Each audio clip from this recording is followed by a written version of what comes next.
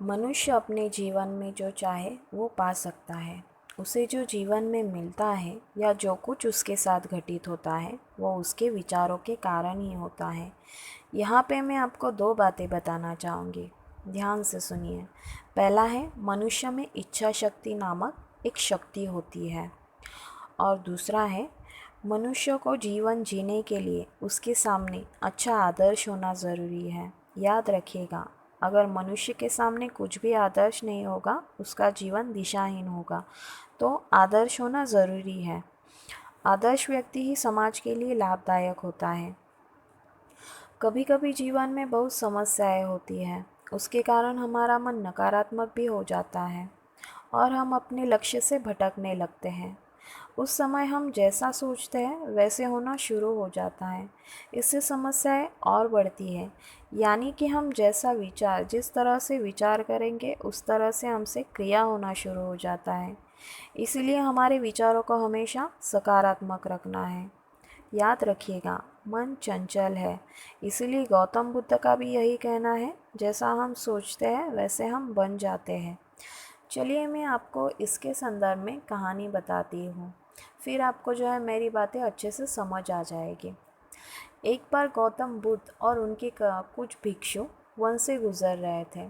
बहुत दूर चलने के बाद उनके भिक्षुक उनसे कहते हैं, क्या हम कुछ देर विश्राम कर सकते हैं? बुद्ध कहते हैं, क्यों नहीं, अवश्य। वहाँ बड़ा वृक्ष है, हम वहाँ विश्राम करेंगे। गौतम बुद्ध और उनके सभी भिक्षु उस पेड़ के नीचे बैठ जाते हैं।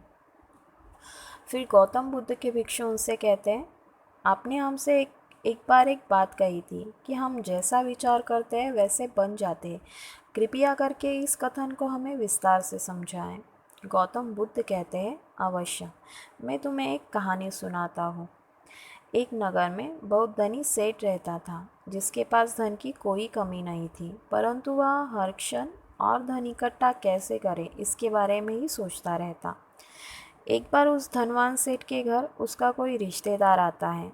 धनवान सेठ उसकी खातिरदारी करता है। बातों बातों में धनवान सेठ का रिश्तेदार उससे कहता है, आपको पता है, हमारी नगर में भी एक धनवान सेठ था आप ही की तरह।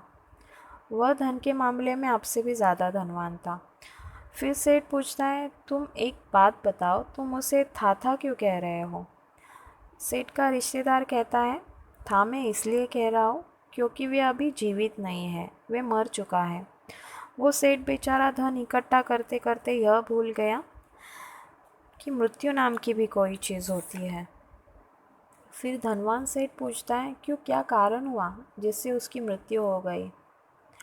फिर रिश्तेदार कहता है, कारण तो कुछ ना था, अचानक उसका बुलावा आया और उसे जाना पड़ा। धनवान सेठ कहता है, उसे कोई बीमारी थी क्या? रिश्तेदार कहता है, नहीं, उसे कोई बीमारी नहीं थी, उसकी अचानक मृत्यु हो गई। यह बात सुनकर धनवान सेठ सोचता रहता है। अब तक वह सोचता था मृत्यु बुढ़ापे में ही आती है या तो कुछ बीमारी के कारण आती है। वह तो अभी जवान है और मरना भी नहीं चाहता था। अगले दिन रिश्तेदार अपने घर चला जाता है, पर धनवान सेठ को बहुत बड़ी समस्या दे जाता है। धनवान सेठ जैसे पहले दिन रात धन इकट्ठा करने के बारे में सोचता था, अब वह मृत्यु के बारे में सोच रहा था। दिन रात उसे एक ही डर सताने लगा, कहीं उसे मृत्यु ना आ जाए। समय बीतता चला जा रहा था और धनवान सेठ कमज़ोर होने लगता है। उस वजह से ना तो वो ठीक से खा पा रहा था, ना तो सो पा रहा था।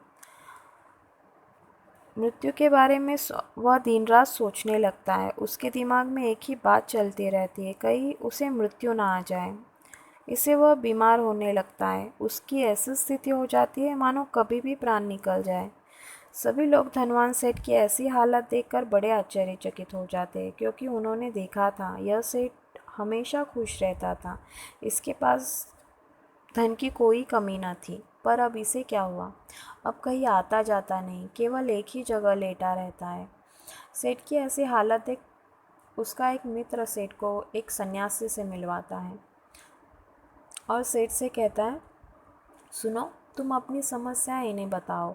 ये बहुत बड़े सन्यासी है। वे सन्यासी सेठ से कहता है, क्या हुआ? मैंने तुम्हें पहले भी देखा है, परंतु तुम इतने कमज़ोर कैसे हो गए? कौन सी चिंता है तुम्हें? सन्यासी की बात सुनकर धनवान सेठ कहता है, मैं मृत्यु को प्राप्त नहीं होना चाहता, मैं जीना चाहता हूँ। कहीं मुझे मृत्यु ना आ जाए, मैं मर ना जाऊँ। धनवान सेठ की बात सुनकर सन्यासी हंसता है और कहता है, अच्छा, तुम्हें मृत्यु का भय है?